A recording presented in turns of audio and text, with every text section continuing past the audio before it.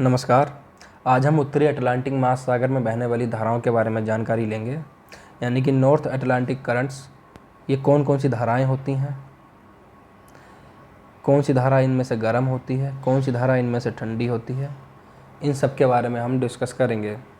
इन सबको जानने से पहले कुछ बेसिक हमें पता होना चाहिए, उनके बारे में हम जानकारी ले लेते हैं। जैसे कि हमारी earth west to east move करती है, तो महासागर का जल भी वेस्ट टू ईस्ट ही मूव करना चाहता है, लेकिन ये ऐसा कर नहीं पाता है क्योंकि ये महाद्वीप जो हैं ये एक अवरोध के रूप में काम करते हैं और महासागर जल मूव करते हुए वेस्ट टू ईस्ट मूव करते हुए इनसे टकरा जाता है। टकराने के बाद ये जल जो है ये ईस्टर्ली विंड के साथ, यानी कि पूर्वा पवनों के साथ वेस्ट टू ईस्ट फ्लो ना होकर ईस्ट टू वेस्ट फ्लो होने लगता है, यानी कि इस तरीके से फ्लो ना होकर ये इस तरीके से फ्लो होने लगता है। इसके साथ ही 0 डिग्री के साथ, यानी कि इक्वेटर के साथ इक्वेटोरियल करंट का जन्म होता है, यानी कि विषुवतीय धारा का जन्म होता है हमारा। तो इसी के साथ ही करंट का हमारा जन्म हो जाता है। अब इससे आगे की कहानी हम नॉर्थ अटलांटिक महासागर के मैप में धाराओं को डिस्कस करेंगे। ये नॉर्थ अमेरिका का मैप है, नॉर्थ अटलांटिक का मैप है, जिसमें ये हमारा 0 डिग्री, ये जो रेखा जा रही है ये रेड लाइन में, ये पूरा हमारा 0 डिग्री है। 0 डिग्री के नीचे साउथ अमेरिका है, ये थोड़ा सा भाग नॉर्थ में भी है। और इधर हमारे ये, अब जान लेते हैं कि ये हमारा नॉर्थ अमेरिका है, ये यूरोप है, ये अफ्रीका है, ये साउथ अमेरिका है। अब जैसा कि मैंने बताया था कि सागर जल वेस्ट टू ईस्ट फ्लो होना चाहता है, लेकिन ये महाद्वीपों से टकराकर ऐसा कर नहीं पाता है और ईस्ट टू वेस्ट फ्लो होता है। तो यहाँ से क्या होता है, ये धारा जन्म लेती है, मैं दूसरे पेन से बना दूँ, एक करंट जन्म लेती है जिसका नाम होता है नॉर्थ इक्वेटोरियल करंट, यानी कि उत्तरी विषुवतीय धारा, जो ईस्ट टू वेस्ट फ्लो होती है।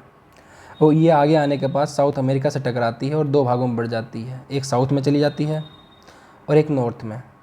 नॉर्थ में जाने के बाद ये पूर्वी यानी वेस्ट इंडीज़ जो आइलैंड हैं, क्यूबा, हवाना, ये देश पड़ते हैं वहाँ पे, इनसे टकराती है और एक इसके ऊपर से निकल जाती है साइड से, इधर से।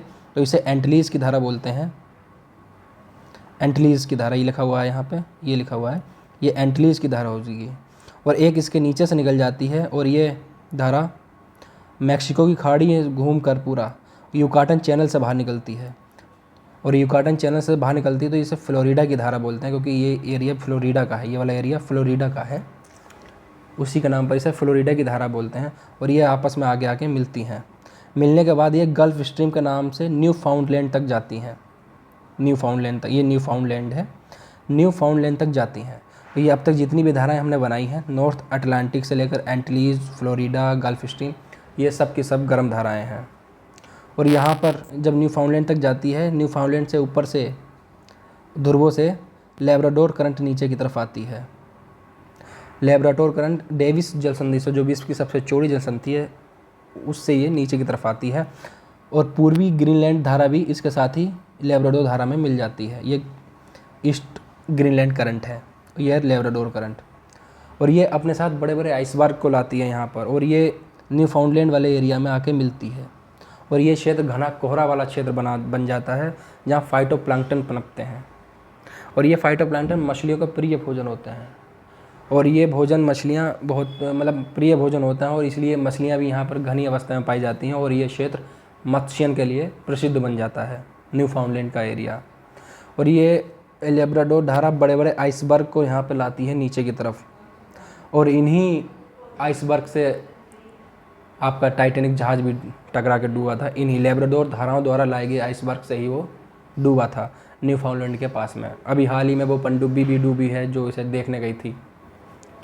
तो यहाँ पर वो एक घना कोहरे का क्षेत्र बनाते हैं, और यहाँ से आपस में धाराएं मिलकर, और लेब्राडोर धारा और ग्रीनलैंड धारा दोनों ही ठंडी धाराएं हैं।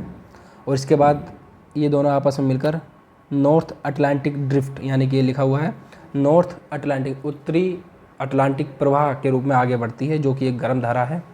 और आगे चलकर ये 3 भागों में बढ़ जाती है। एक धारा आइसलैंड के साइड से होकर जाती है, इसे इरमिंगर की धारा बोलते हैं, ये लिखा हुआ है इरमिंगर की धारा, मैं यहाँ लिख देता हूँ, इरमिंगर की धारा बोलते हैं, ये भी गर्म धाराएं है। और एक धारा नॉर्वे के तटों से ऊपर निकल जाती है, ये नॉर्वे की धारा कहलाती है।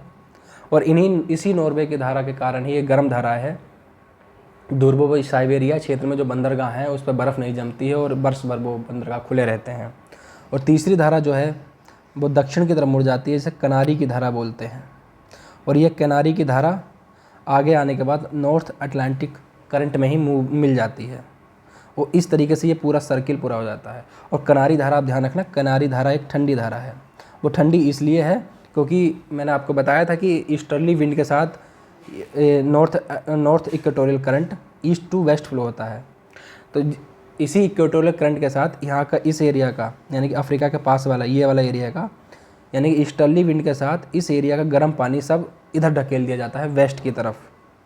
जब वेस्ट की तरफ ढकेल दिया जाएगा गर्म पानी ऊपर का, तो नीचे का ठंडा पानी सतह पर आता है, जिसे अपवेलिंग की क्रिया कहते हैं, उत्सर्वण की क्रिया। यानी कि जब ऊपर से गर्म पानी ईस्टर्ली विंड के साथ इधर की तरफ हटा दिया गया तो इस एरिया में नीचे से ठंडा पानी आता है। तो इसी ठंडे पानी के प्रभाव में ये कनारी की धारा ठंडी हो जाती है। तो ये ठंडी धारा फिर आके नॉर्थ अटलांटिक करंट में मिल जाती है। इस तरीके से कि ये पूरा सर्किल बनता है, जिसे गियर बोलते हैं। ये पूरा सर्किल का जन्म होता है, जिसे हम गियर बोलते हैं। और इन्हीं गियर के बीच में एक सारगेसो सागर पाया जाता है। सारगेसो सागर दरअसल एक शांत सागर का नाम है। और सारगेसो नाम इसमें पाई जाने वाली सारगेसम वनस्पति के रूप में पड़ा है, घास के रूप में पड़ा है। और ये कई सारी जलीय जीवों का आवास भी है सारगेसो सागर, और अपेक्षाकृत शांत क्षेत्र है। और ये इन्हीं ड्रिफ्ट, जो ये नॉर्थ अटलांटिक धारा, एंटिलीज धारा, gulf stream, north Atlantic drift, ये इन्हीं धाराओं के बीच का एक शांत क्षेत्र है। तो इस तरीके से ये धाराएं आपकी कंप्लीट हुई नॉर्थ अटलांटिक की।